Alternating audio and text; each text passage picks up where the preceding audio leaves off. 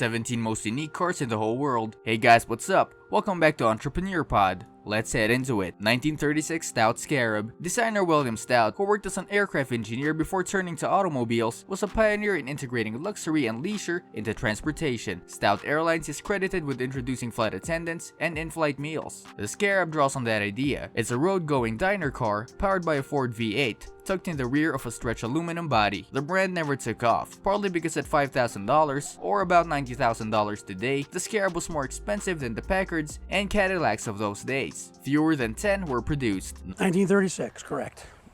One of 9 or so built. One of about 9 built, and one of 5 known to survive today. 1942 Ulf Electric. The 1942 Ulf Electric, or electric egg, had three wheels and ran on batteries. Decades after gasoline became the dominant way to power cars, and decades before Elon Musk decided to make electricity cool again. Its designer, Parisian Paul Arzens, worked as a painter and designed railway locomotives before moving on to cars. The bubble is made of hand-formed aluminum and curved plexiglass, a novel material at the time. 1947 Norman Tim Special. No other automobile looks like the 1947 Norman Tim Special, with its front-mounted cockpit and curves leading to a raindrop tail. Tim's, an indie racing engineer, made the car with a Buick straight 8 engine placed at the rear of the chassis. Looked to racers like the 1937 Auto Union Type C for indicators of Tim's inspiration. 1953 General Motors Firebird 1 XP21. To describe today's supercars, we fall back on likening the Koenigsegg's and Paganis of the world to jet fighters. The 1953 General Motors Firebird 1 XP21 was an actual jet fighter with 4 wheels, a tail fin,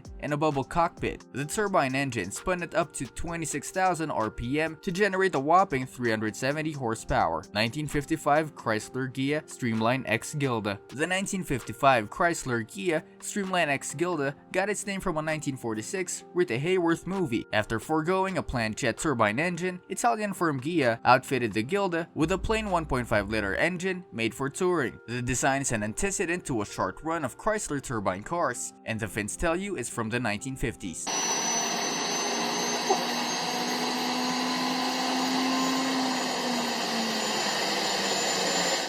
1970 Ferrari Pininfarina 512S Mojolo. Designed from Pininfarina, has produced more famous works, but the Ferrari 512S Mojolo car, which it created for the 1970 Geneva Motor Show, didn't aim for beauty. Designer Paolo Martin put the bizarre body on the chassis of the Ferrari 512S race car. 1970 Lancia Bertone Stratos HF0. This 1970 Lancia Bertone Stratos HF0 is the concept that led to the seminal Lancia Stratos. Just 33 inches tall, the concept was so short, drivers had to enter through the hinged windshield. 2001 BMW Gina Light Visionary Model. The 2001 BMW Gina Light Visionary Model concept came from the BMW design director Chris Bangle, famous for upsetting the German automaker's design standbys with hard geometry and chunky body parts. Here, he covered the car's exterior in polyurethane-coated spandex that would shift according to the car's aerodynamic needs at the time. 2010 Porsche Spider. The Porsche 918 Spider concept car was unveiled at the 2010 Geneva Motor Show. It led to the hybrid supercar Porsche on the road today. The concept was an evolution of the Carrera GT that precedes it. It added electric motors on the front and rear axles, producing a combined 218 horsepower. Those of course were supplemented by a 500 horsepower 3.4-liter V8. 1935 Bugatti Type 57S Competition Coupe Aerolith. The original example of the 1935 Bugatti Type 57S Competition Coupe Aerolith, which debuted at the Paris Auto Show in 1935, was lost after the unveiling. The popular explanation is that Bugatti disassembled it for parts to make the Type 57 production car that followed. The model on display is a recreation produced in 2007, based on recorded specs, photographs, and an oil painting by a Bugatti engineer. 1932 Ford Speedster. The 1932 Ford Speedster, packing a flathead V8 engine, came with a starter button, decades before the feature became standard automotive fare. The low, long roadster was the brainchild of Henry's son, Edsel Ford, and designer Eugene Gregory. 1934 Voisin C25 Aerodyne. Like many of his peers on this list, designer Gabriel Voisin started off making airplanes. After World War I, he returned to cars. Only 28 of the 1934 Voisin C25 Aerodyne were made, one of which was best in show at the 2011 Pebble Beach Concours d'Elegance. 1948 Tasco. This 1948 Tasco was made under a short-lived brand called the American Sports Car Company. The car's name is an acronym for the manufacturer. Gordon Burig, formerly of Duesenberg, took a design inspiration from World War II fighter planes. The fiberglass covering the front wheels moved with the steering input. If you look at the seating position for the driver, it looks as though you're in an airplane.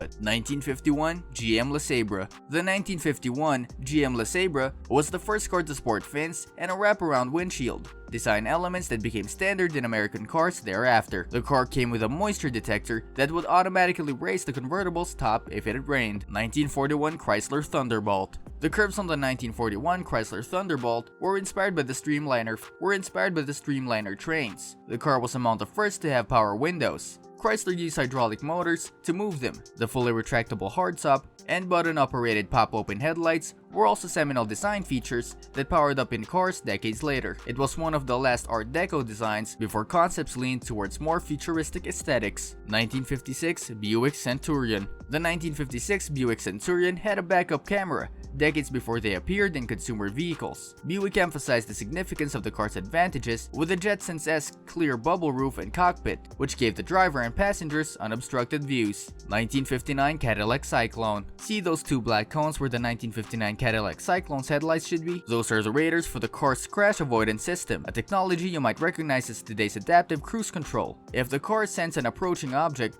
it would set a series of warning lights and a high-pitched beep, and the car could even automatically apply the brakes. This brings us to the end of our video. I hope you enjoyed it. Hit like if you did, and don't forget to subscribe to our channel so that you don't miss any of our videos in the future.